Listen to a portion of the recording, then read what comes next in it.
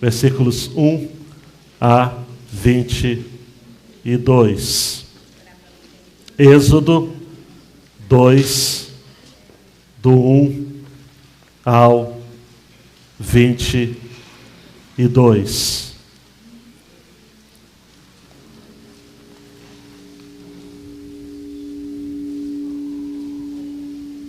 Vou estar procedendo a leitura, você acompanha, por favor, na sua Bíblia. Êxodo 2, 1 a 22.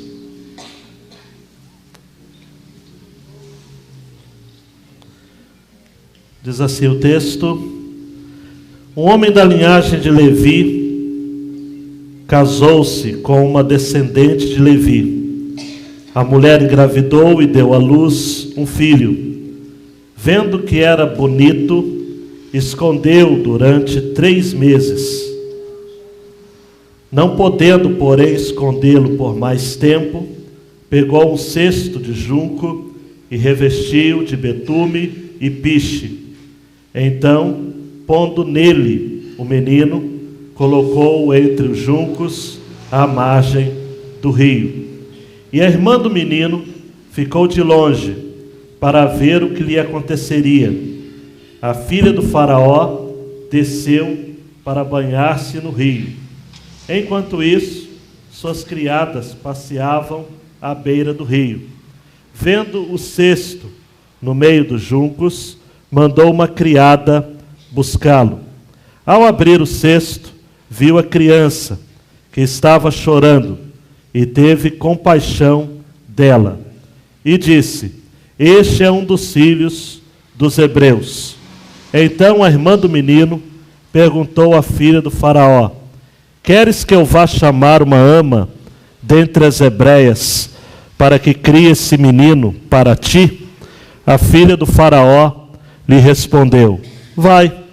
A moça foi e chamou a mãe do menino. E a filha do faraó lhe disse: leva esse menino e criai-o para mim, e eu te pagarei. E a mulher levou o menino e o criou. Quando o menino já era grande, ela o levou à filha do faraó, que o adotou e lhe deu o nome de Moisés, dizendo: porque eu tirei das águas. Aconteceu naqueles dias que, sendo Moisés já homem, saiu ao encontro de seus irmãos e viu o sofrimento deles. E viu um egípcio agredindo um hebreu, um de seus irmãos. Olhou então para um lado e para outro, e vendo que não havia ninguém ali, matou o egípcio e escondeu-o na areia. No dia seguinte saiu de novo e viu 2 hebreus brigando. E perguntou ao agressor: por que maltratas o teu próximo? Ele respondeu: quem te constituiu líder e juiz sobre nós? Queres matar-me como mataste o egípcio? Então Moisés ficou com medo e disse: certamente já descobriram o que aconteceu. Quando o faraó soube disso, procurou matar Moisés. Mas ele fugiu do faraó e foi habitar na terra de Midian. E lá se sentou junto a um poço. O sacerdote de Midian tinha 7 filhas. Elas vieram tirar água e encher os bebedouros para dar de beber ao rebanho de seu pai. Mas os pastores vieram e as expulsaram dali.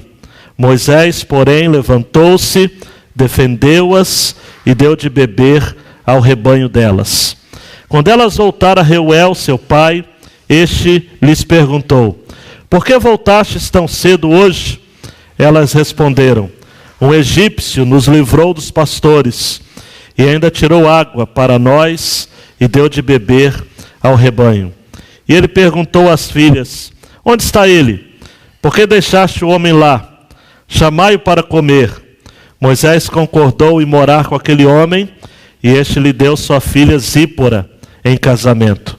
E ela deu à luz um filho, a quem ele deu o nome de Gerson, porque disse: sou peregrino em terra estrangeira. Amém?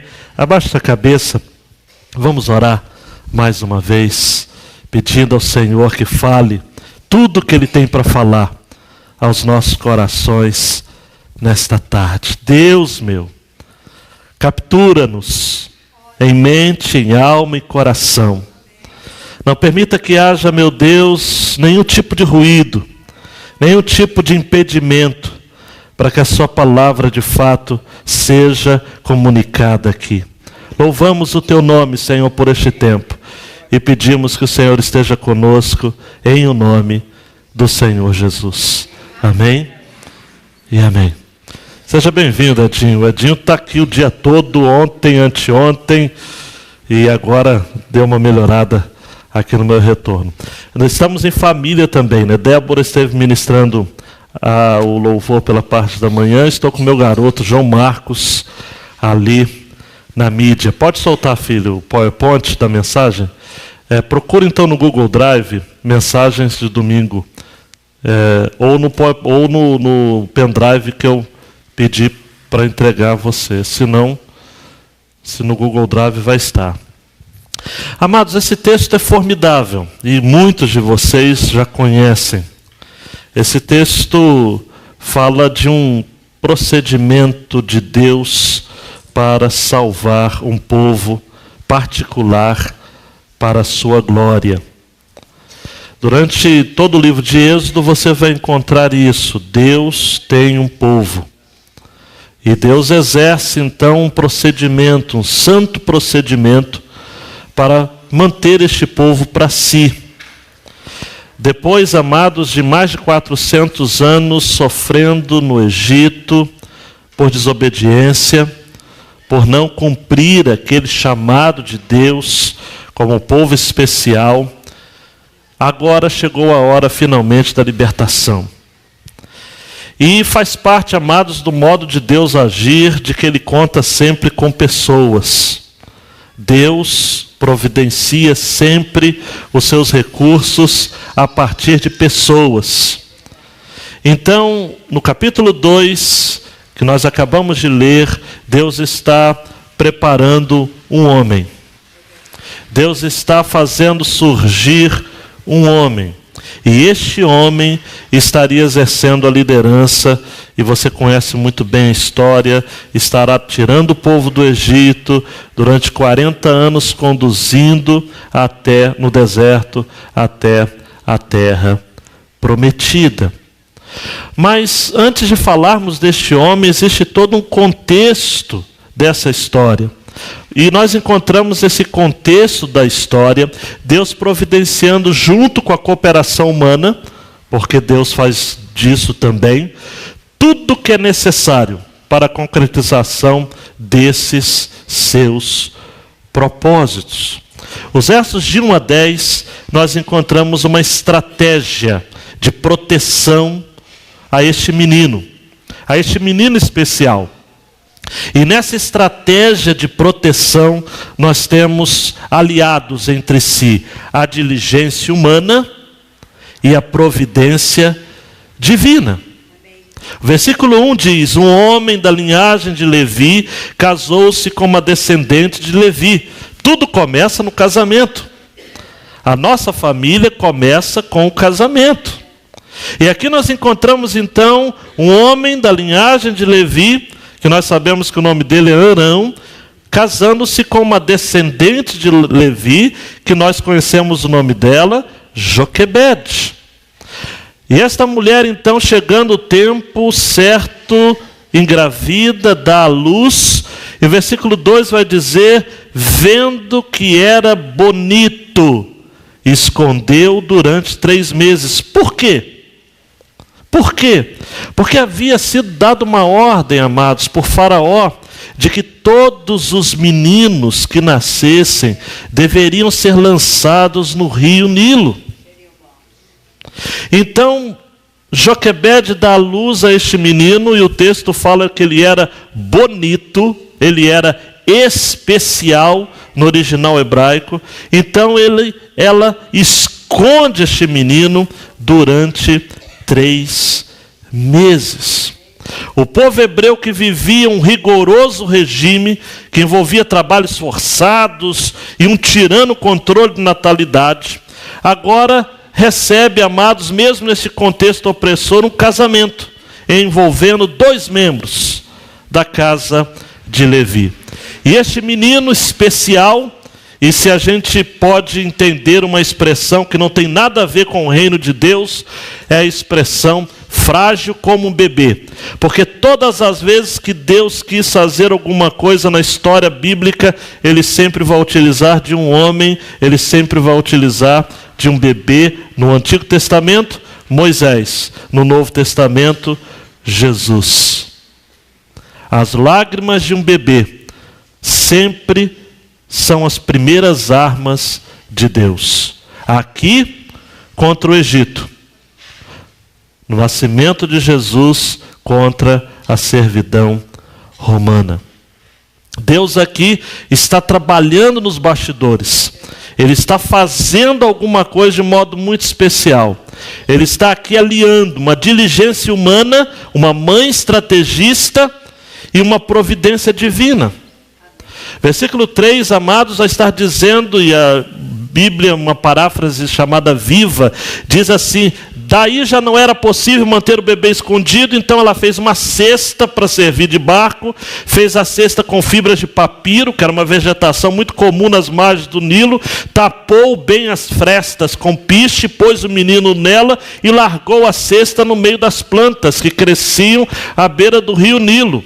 Diligência humana, porque essa mulher esmeradamente faz uma cesta com fibras de papiro, aquelas folhas bem grandes, tapa as frestas com piche, põe o menino nela.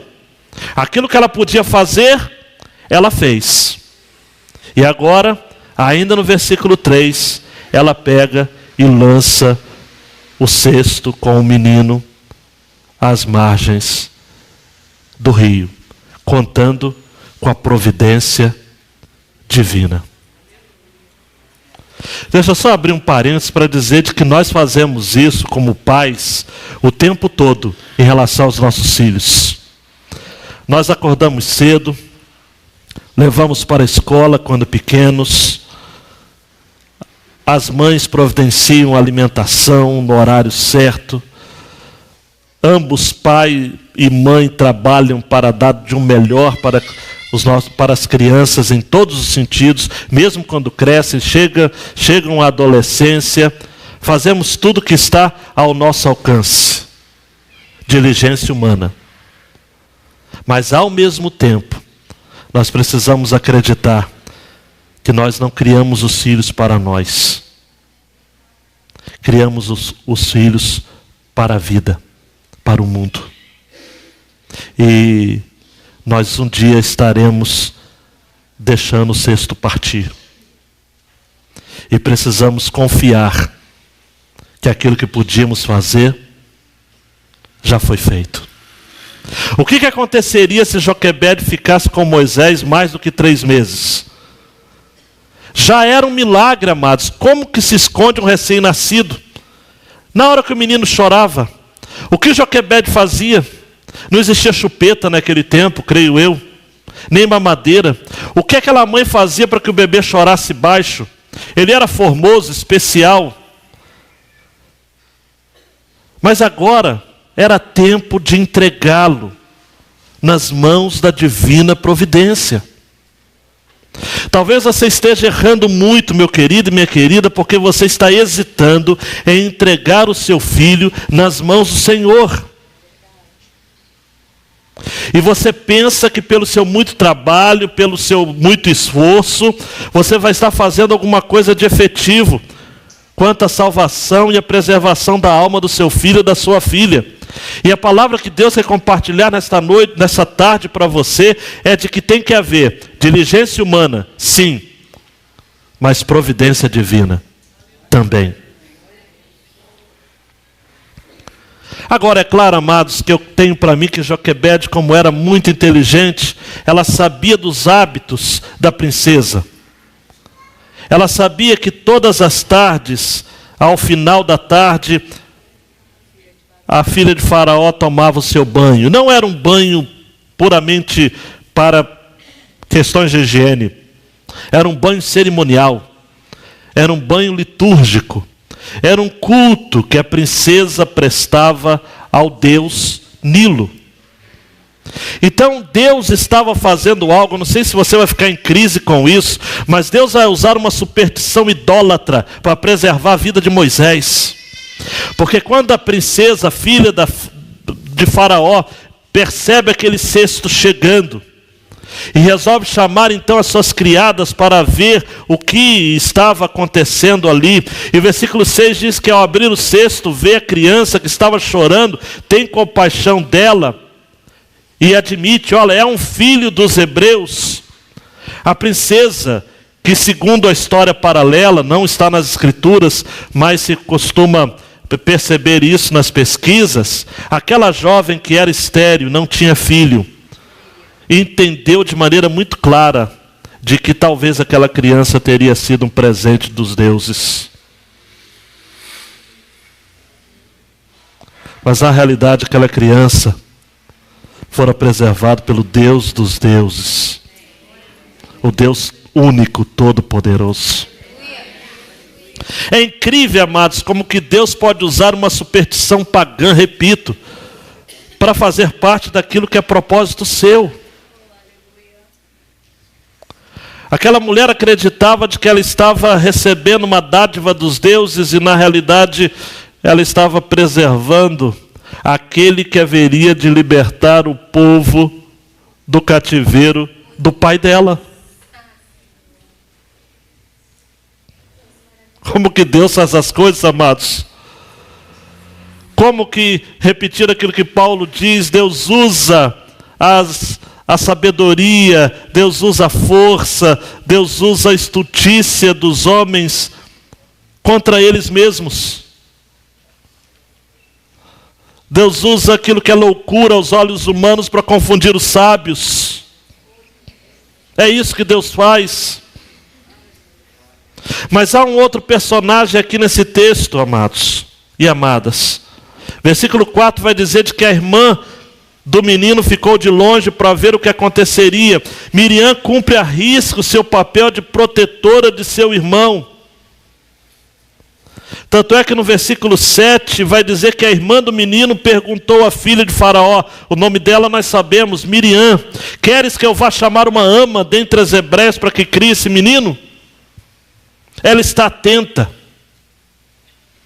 Atenção, amados e amadas, nós precisamos estar mais atentos. Nós precisamos observar mais. Me veio à mente agora que a reprimenda de Caim, olha só que audácia, né? A reprimenda, a repreensão que Caim dá ao Senhor, quando ele lhe pergunta, onde está o seu irmão?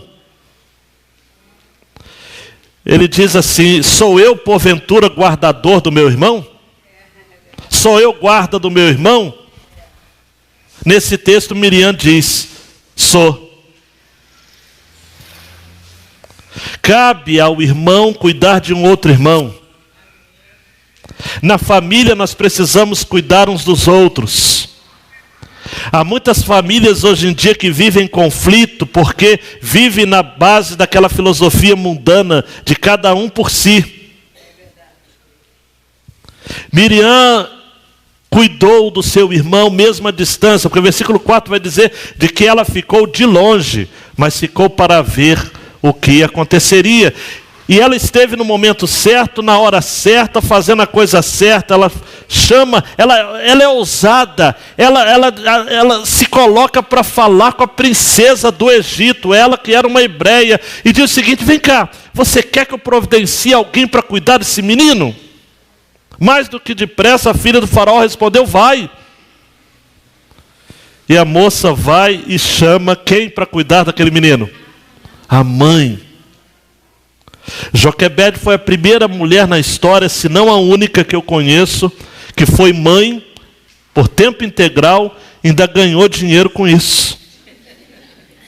A maioria das mães aqui são de tempo integral e nunca ganharam nada por isso, financeiramente falando.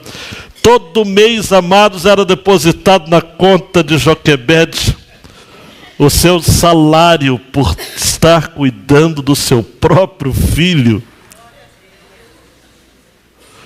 Isso é providência divina, providência de Deus. Quando Deus quer fazer algo, amados, não dá. Joquebede sabia que somente outra mulher teria algo próximo do que ela sentia em relação ao seu filho. Amor de mãe. Nós não podemos de maneira nenhuma pensar, amados, que Joquebede era puramente uma mulher esperta, porque Hebreus 11, 23 vai dizer: pela fé, Moisés, já nascido, foi escondido 3 meses por seus pais, porque viram que era um menino formoso e não temeram o mandato ou o mandamento do rei. Foi pela fé que Joquebede fez o que fez. Você não aprende a ser mãe lendo livros. Ajuda. Você aprende a ser mãe exercendo a sua fé. Talvez eu nem venda mais livros aqui diante do que eu vou falar. Mas ser mãe é 99% fé e 1% informação.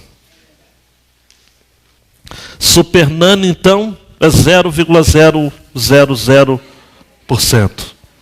Programas de televisão, livros de autoajuda. Educar filho, olha para mim, educar filho é questão de fé. É questão de fé. Eu até diria que é crer contra a esperança, como diz a palavra de Deus.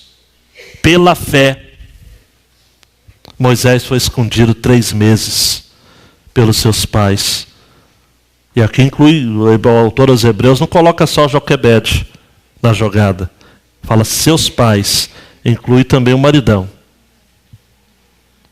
Moisés, amados, teve o privilégio de persistir sendo criado pela mãe. E mais tarde ele vai ser chamado de filho da filha de Faraó. Título que ele rejeitou mais tarde, quando ele compreende o seu verdadeiro chamado. Pensa comigo aqui. Existem filmes que romanceiam isso. O Príncipe do Egito, que a Disney fez, é um filme interessante, mas que não consegue corresponder aqui ao sentido desse texto. A novela da Record, então, não vou nem fazer comentário. O que esse texto quer dizer, amados, é evidência bíblica, é de que Moisés só foi o que foi, um libertador, um homem, segundo Atos 7, 22, que mesmo instruído em toda a ciência dos egípcios e poderoso em palavras e obras, conseguiu marcar a história da sua geração, porque o que marcou a sua vida não foi o que ele aprendeu nos bancos escolares do Egito. O que marcou a sua vida foi aquilo que sua mãe lhe ensinava enquanto o amamentava. Era leite materno e leite da palavra. 1 Pedro 2. Desejai afetuosamente como meninos recém-nascidos o puro leite da palavra de Deus, para que por meio dele vocês cresçam. Quando o menino já era grande, Moisés vai para a corte. E aí nós encontramos a segunda porção, João. Agora, na precipitação de Moisés em viver um chamado que ainda não era seu. Repita comigo, ainda não era seu. Aí nós encontramos esforço humano e graça divina. Esforço humano para o mal, tá? Porque se existe algo que o homem faz com liberdade, é besteira. Pecar. O texto fala que aconteceu naqueles dias que, sendo Moisés já homem, ele já tinha 40 anos, que a história de Moisés, amados, em Êxodo, são 3 períodos de 40 anos. Os primeiros 40 anos ele está no Egito. Depois do segundo ciclo de 40 anos, ele está em Midian. E o terceiro ciclo de 40 anos, ele está no deserto. O R. Wisby foi muito correto ao dizer de que os primeiros 40 anos no Egito, Moisés pensou que era alguma coisa. Usando uma expressão popular, hoje em dia, era a fase tá-se de Moisés. Está se sentindo. O segundo ciclo de 40 anos, Moisés está em Midian e ele descobre que ele não é nada. Porque mesmo formado em todas as universidades do Egito, poderoso em palavras e obras, os outros 40 anos de sua vida em Midian, ele só tem um cajado. E que ele cuida ainda de um rebanho que não era dele. No capítulo 3 vai começar assim o texto. Moisés estava cuidando do rebanho de Jetro, seu sogro. Trabalhou para o sogro, vivia na casa da sogra. Talvez não exista algo pior que a gente possa imaginar para alguém da estirpe de Moisés. Ele sabe e reconhece que ele não é nada. E o terceiro e último ciclo da vida de Moisés, os 40 anos no deserto, Moisés descobre o que Deus pode fazer através de alguém que é nada. Nada. Moisés, amados, pensou que era alguém e resolve então fazer justiça pelas próprias mãos. Versículo 11 diz que ele sai ao encontro de seus irmãos, vê o sofrimento deles, vê um egípcio agredindo um hebreu.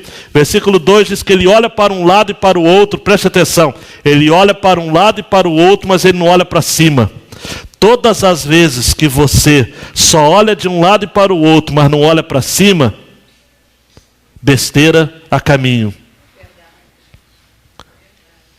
Nós temos que olhar para Deus. Salmo 121 diz: eleva os meus olhos para os montes. De onde me virá o socorro? Meu socorro vem do Senhor, que fez os céus e a terra. Mas Moisés só confiava nele. Então ele olha de um lado, olha de um outro, vê se não tem ninguém à vista. E faz o quê? Mata o egípcio. E esconde onde? Na areia. Eu não quero lhe ensinar acerca disso não. Mas se você um dia tiver que matar alguém, não esconda o corpo na areia. O que acontece no deserto, com ventania, a noite inteira, calor de 50 graus de dia e frio de 10 graus à noite, e aquele vendaval. Eu não sei quantos de vocês lembram das operações da guerra chamada do Golfo. E os soldados americanos, eles usavam um óculos todo especial por conta da tempestade no deserto. Era até o nome da operação de guerra. Tempestade no deserto. Não é chuva, é vento. Passou-se algum tempo, corpo escondido na areia. E eu não posso deixar de aplicar ao seu coração. O que você está fazendo e está escondendo na areia? Um dia vai aparecer, hein? Apareceu para Moisés. A casa caiu. Versículo 13. No dia seguinte saiu de novo e viu 2 hebreus brigando. E perguntou ao agressor: por que maltratas o teu próximo? Ele respondeu: quem te constituiu líder e juiz sobre nós? Queres matar-me como mataste o egípcio? Então Moisés ficou com medo e disse: certamente já descobriram o que aconteceu. Moisés precipitou-se para algo que ainda não havia sido consolidado em seu coração. Ele era um descompensado. Algo que estava em sua mente era diferente do que estava em seu coração. Atos 7:25 vai dizer de que ele cuidava que seus irmãos entenderiam que Deus lhes havia de dar a liberdade, mas eles não entenderam. Moisés, que resolve esconder o corpo assassinado na areia, no fundo, ele queria ser descoberto. E as coisas erradas sempre são descobertas. As coisas que fazemos sempre são descobertas. Deuteronômio 29 vai dizer: as coisas encobertas pertencem ao Senhor, ao nosso Deus, mas as reveladas pertencem a nós, aos nossos filhos para sempre. Moisés resolve ser aqui um mediador. Se dá mal, não era tempo, ele resolve fugir. Mas essa fuga de Moisés, e é interessante, amados e amadas, se você for ver no mapa a distância do Egito para Midian, ele empreendeu uma grande viagem. E ele não podia ir em linha reta, por conta das fortalezas e guardas egípcios que estavam durante toda a estrada. Ele precisou empreender uma viagem perigosa. Correu sérios riscos na travessia do deserto. Mas aquilo que é esforço humano, para ele estava apenas salvando a sua própria pele. A graça divina chama isso de fé. Porque Hebreus 11, 24 a 26, você vai encontrar: pela fé, Moisés, sendo já grande, recusou ser chamado filho da filha de Faraó, escolhendo antes ser maltratado com o povo de Deus do que por um pouco de tempo ter o gozo do pecado, tendo por maiores riquezas o vitupério, a vergonha de Cristo do que todos os tesouros do Egito, porque tinha em vista a recompensa. Aquilo que para nós seria uma fuga, para Deus foi um ato de fé. E Moisés então sai. E ao saber que ele certamente seria morto se permanecesse, por providência divina, amados, eu não tenho dúvidas alguma, ele vai parar na terra de Midian. Os midianitas, para quem não sabe, eram aparentados com os hebreus, porque Abraão teve como esposa Sara, teve um filho com Agar, mas ele teve também filhos, provavelmente após a morte de Sara, com uma mulher chamada Quetura. E um dos filhos dessa mulher chamada Quetura teve o nome de Midian. Gênesis 25, versículo 2. Logo, eles eram aparentados. Moisés, descendente de Isaque, o filho da promessa, e Midian, os midianitas, filhos também de Abraão, por meio de Quetura. Um lugar familiar. Deus cuida dos seus. Deus sempre trata os seus com especificidade, com especialidade, com cuidado providencial. Ali ele está à beira do poço, como Jacó esteve. Como o servo de Abraão, lembra da história? Eliezer esteve. Eu até lhe sugiro que você faça um estudo em Gênesis, e agora Êxodo também, sobre as histórias à beira do poço. E se quiser estudar mais sobre a beira do poço, vai para João capítulo 4, quando que também à beira do poço, poço de Jacó, Jesus encontra uma mulher que ninguém queria saber dela, ninguém queria andar com ela. Meio-dia, sozinha, ela estava retirando água do poço, e Jesus a encontra e oferece a ela a água da vida.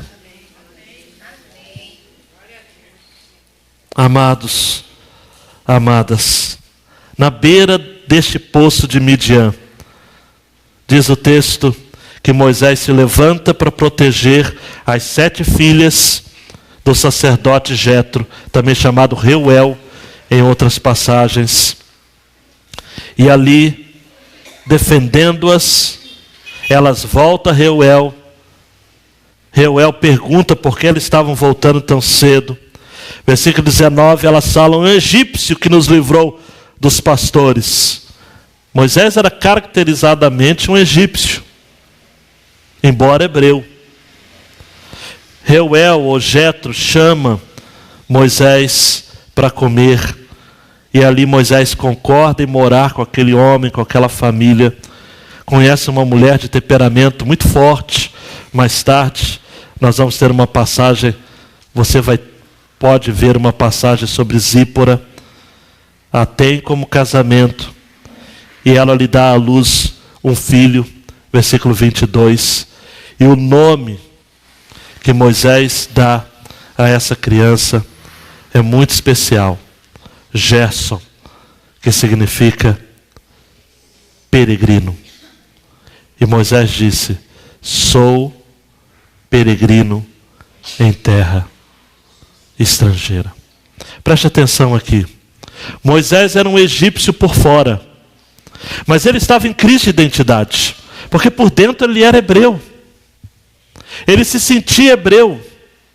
Vez por outra eu fico imaginando que Moisés no seu dia a dia se lembrava de canções hebreias que Joquebede, sua mãe, cantava para ele, ao niná-lo.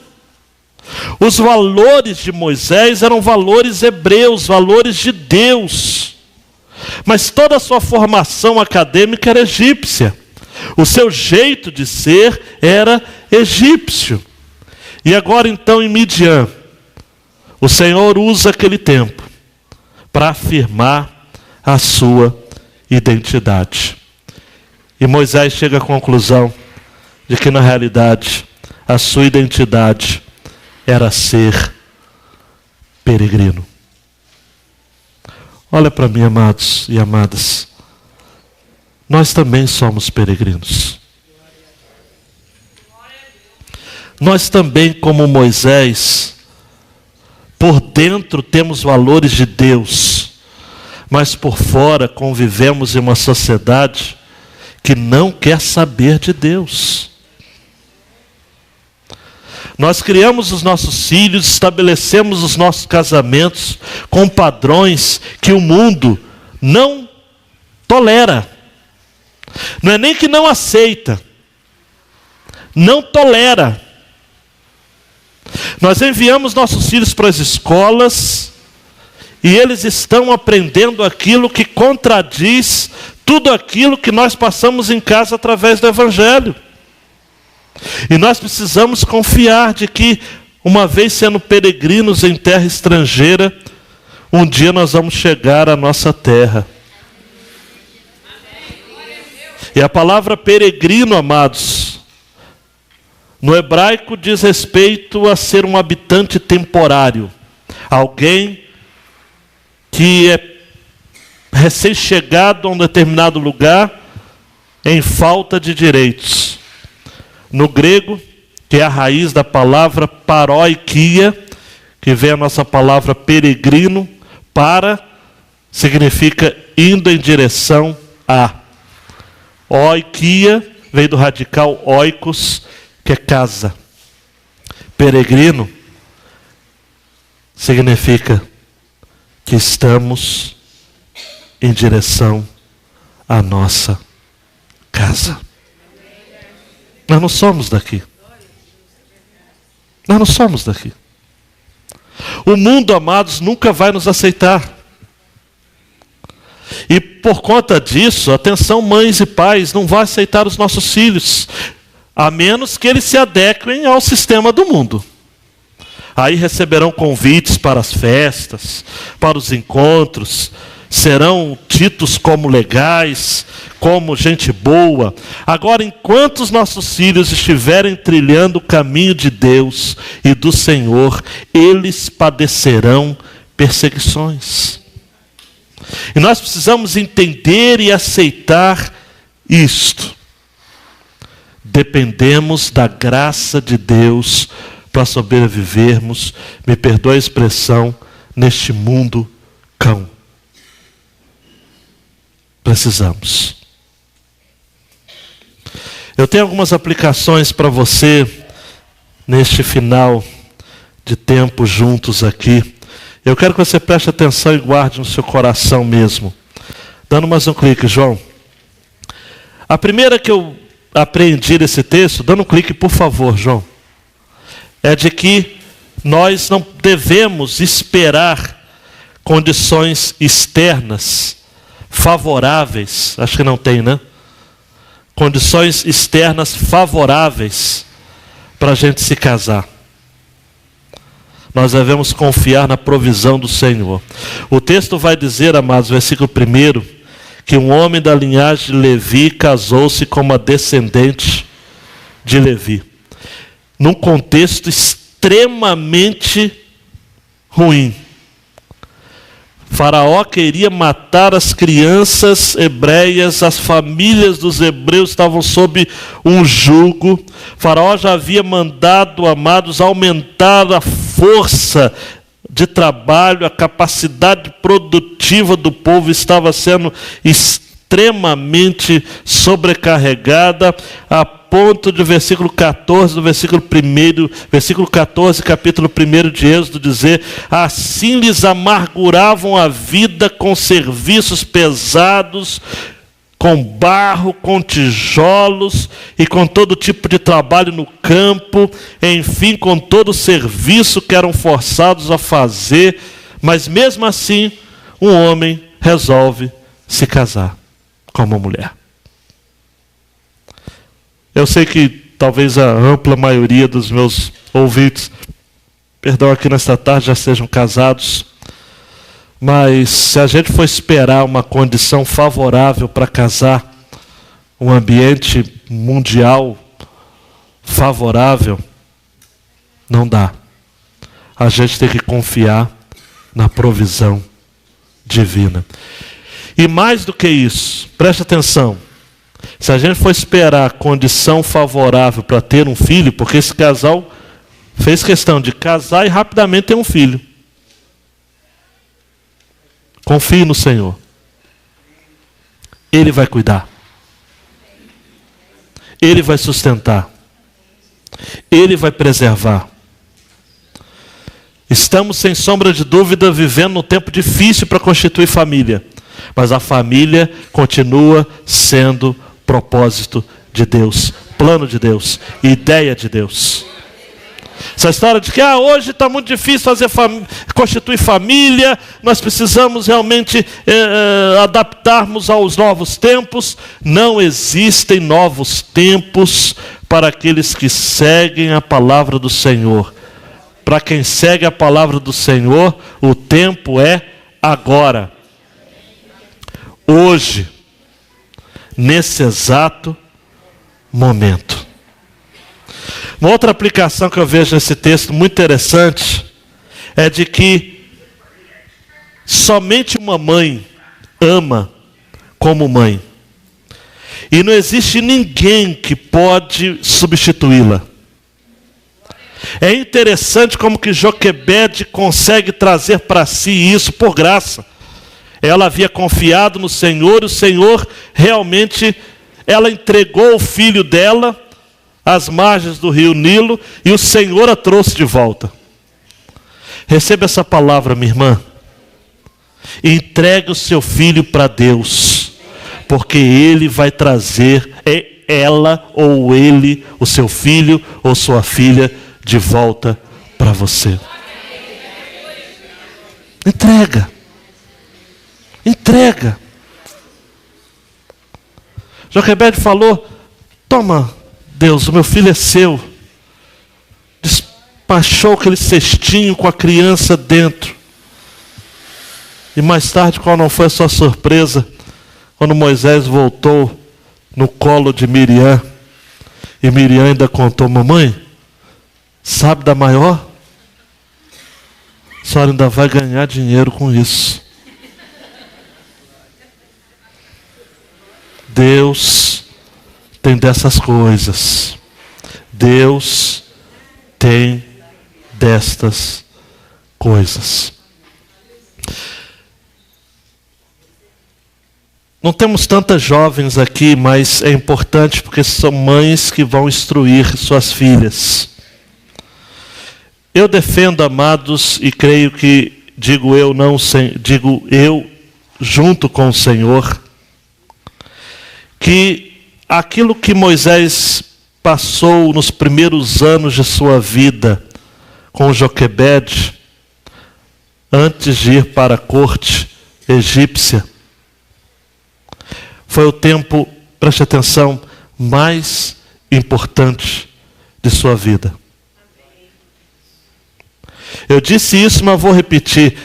Os tempos áureos na vida de Moisés não foi aquele que ele viveu no banco da escola, aprendendo aquilo que os egípcios aprendiam.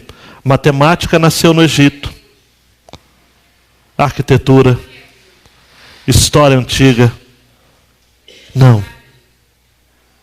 Os tempos mais importantes da vida de Moisés foi quando, junto com o leite materno, ele recebia o leite puro da palavra de Deus.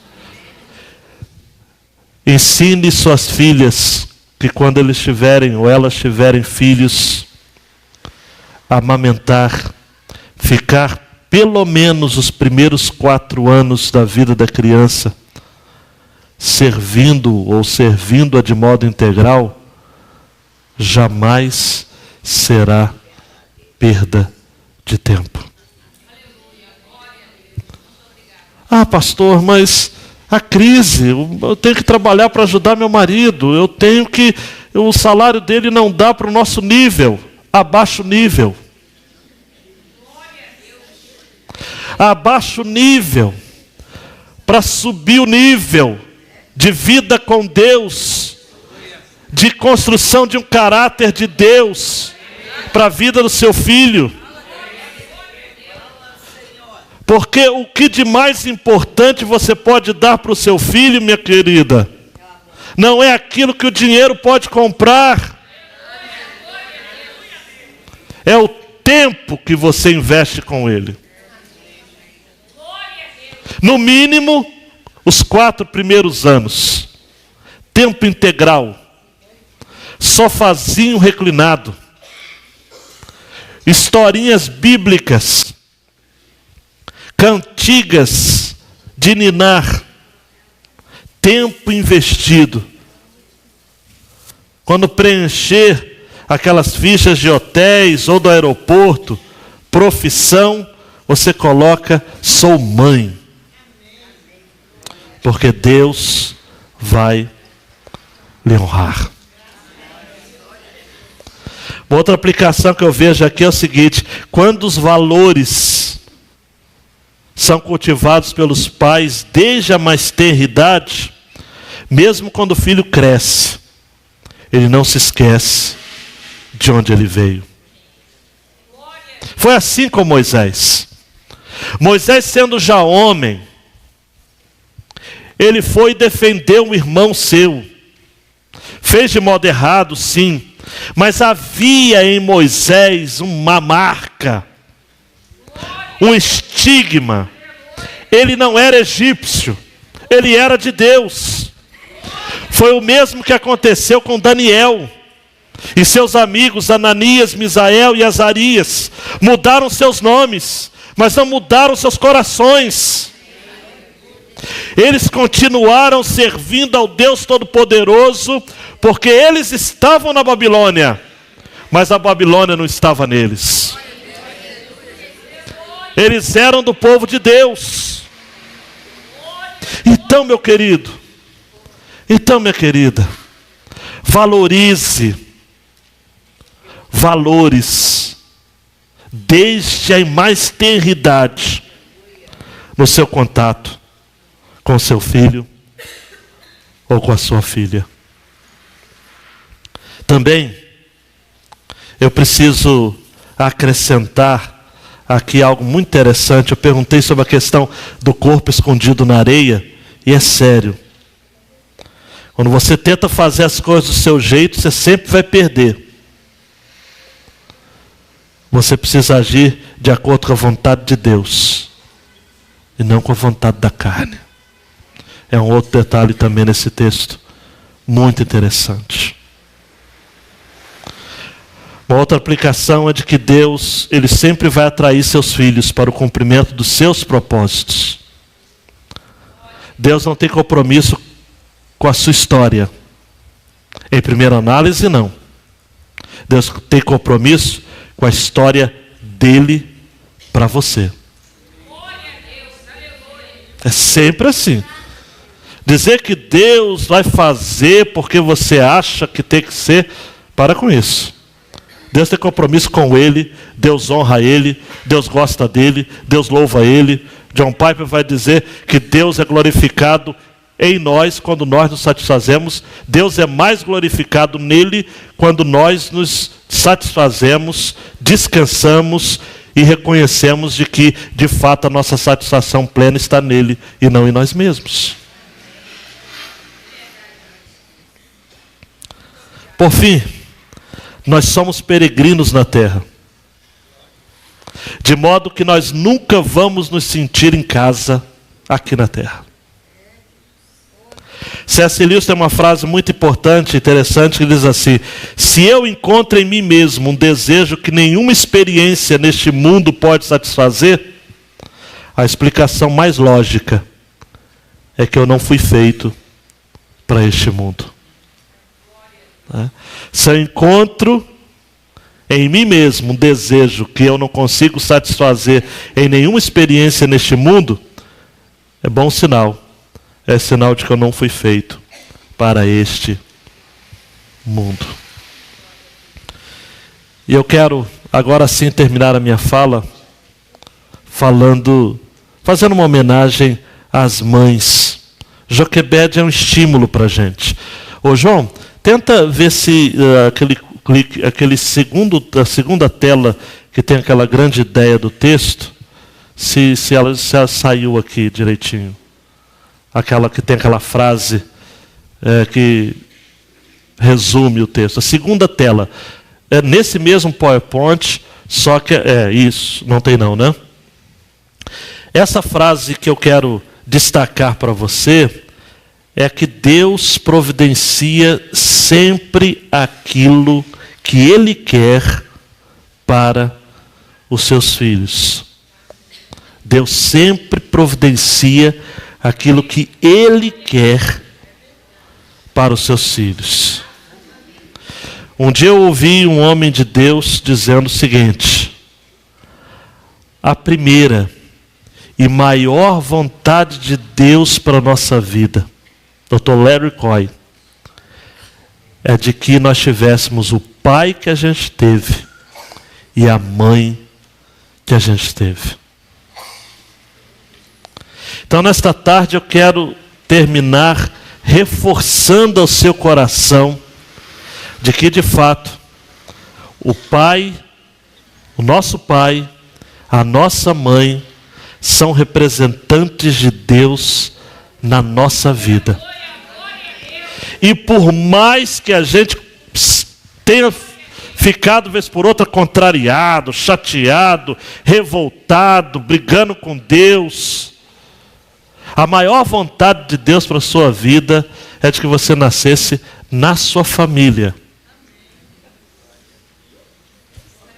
E isso é para que fosse cumprido, repito, não o compromisso de Deus com a sua história, porque Ele não tem compromisso nenhum com a sua história,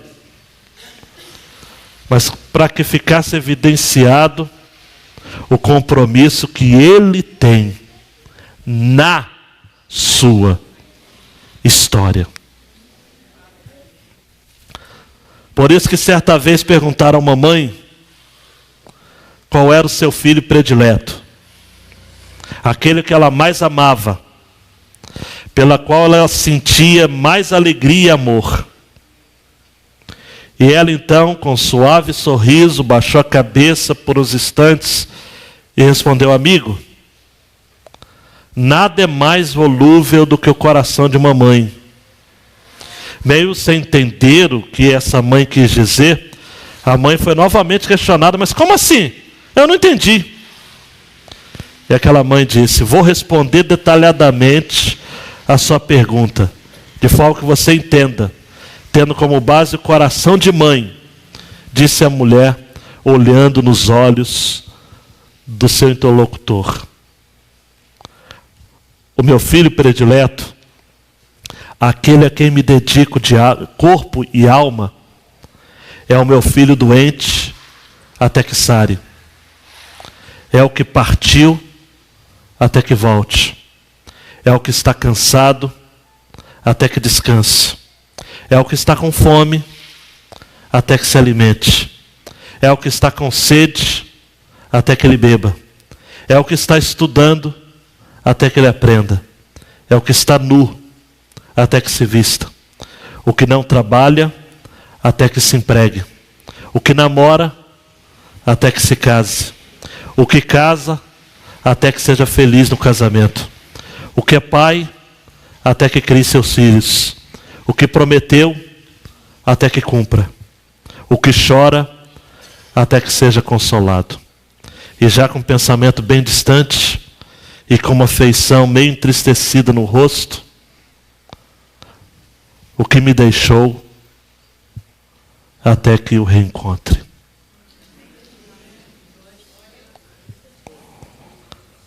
Deus opera sua vontade na sua vida e na história do seu povo de maneira providente e ao mesmo tempo contando com a cooperação humana. Mas o fim é: nossa vida nunca está desgovernada. A nossa família nunca estará fora de controle. E a nossa história nunca será uma história de derrota e de fracasso, se acreditarmos de que o que vem acontecendo na nossa vida, aquilo que Paulo vai dizer, de que todas as coisas cooperam para o bem daqueles que amam a Deus e são chamados segundo o seu propósito. Há um Deus no céu. Abaixa a cabeça, meu querido e minha querida. Há um Deus no céu.